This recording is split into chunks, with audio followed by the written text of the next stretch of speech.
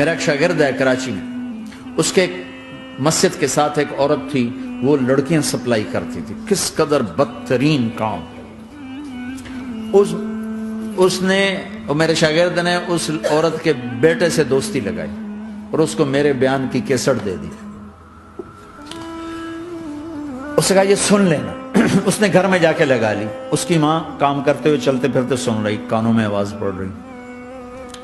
تھوڑی دیر کے بعد وہ آ گئی، کہنے لگی مجھے بھی سنا، تو اس نے سنی، پھر کہنے لگی دوبارہ سنا، پھر دوبارہ سنی، پھر کہنے لگی ایک دفعہ اور سنا، پھر ایک دفعہ اور سنی۔ کہنے لگے یہ کون ہے؟ کہ پتہ نہیں کون ہے۔ کہ کس نے دی؟ کہ یہ مولوی صاحب جو مسجد کا، اس نے دی۔ تو اس نے بیٹے کو لیا اور مسجد کے دروازے پر آ کے، لوگ تراویح پڑھ کے نکل رہے تھے، انہوں نے کہا میں یہاں کے امام سے ملنا چاہتی ہوں۔ تو آ گیا، امجد نام ہے اس کا۔ کہا مولوی صاحب یہ کیسٹ آپ نے دی ہے؟ کہا جی۔ یہ کون ہے؟ کہ میرا استاد ہے۔ کیا نام ہے؟ طارق جمیل۔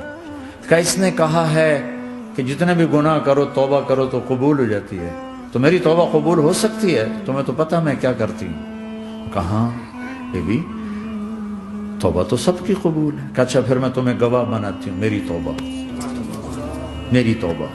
اور اگلے دن مسجد میں آنا شروع کر دی تراویح میں، اور دعا کرے یا اللہ اگر میری توبہ قبول ہے تو مجھے اٹھا لے، اگر میری توبہ قبول ہے تو مجھے اٹھا لے، اگر میری توبہ قبول ہے تو۔ زور زور سے دعا کرتی، عورتوں کے اس میں جدھر عورتیں نماز پڑھتی تھی۔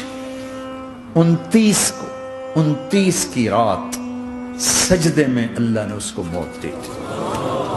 ساری زندگی لڑکیاں سپلائی کی اور موت آئی رابعہ بصری جیسی۔ توبہ ایسی چیز، اے اللہ میری توبہ قبول ہے تو مجھے اٹھا لے۔ 29 کی رات سجدے میں اللہ نے اس کی روح کو قبض کی۔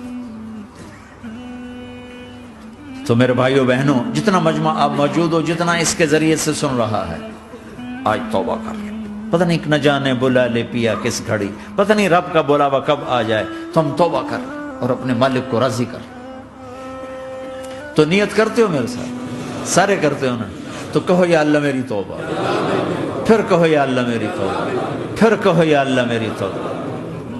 اللہ کی قسم اگر دل سے کہا ہے سب